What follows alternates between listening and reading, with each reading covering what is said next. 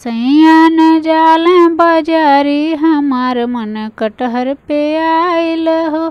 सैया न लवे तरकारी हमार मन कटहर पे आइल हो।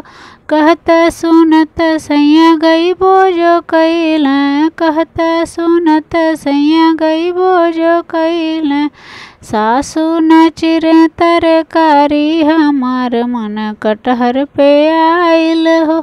सासू न चिरे तरकारी हमार मन कटहर पे आइल हो। कहत सुनत सासू चिरबो जो कैली, कहत सुनत सासू चिरबो जो कैली। जेठनी न पीसे मसाला हमार मन कटहर पे आइल हो। जेठनी न पीसे मसाला हमार मन कटहर पे आइल हो। कहत सुनत जेठनी पिसबो जो कैली, कहत सुनत जेठनी पिसबो जो कैली। छोटको न छके तरकारी हमार मन कटहर पे आइल हो। छोटको न छके तरकारी हमार मन कटहर पे आइल हो। कहत सुनत छोटको बनैबो जो कैली, कहत सुनत छोटको छौकबो जो कैली।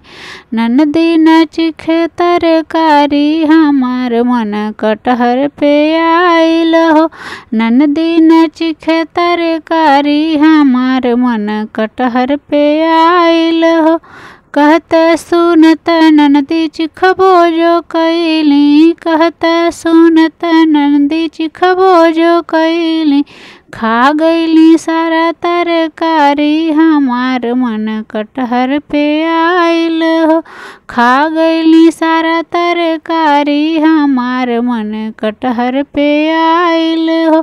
सैया न जाले बाजारी हमार मन कटहर पे आइल हो।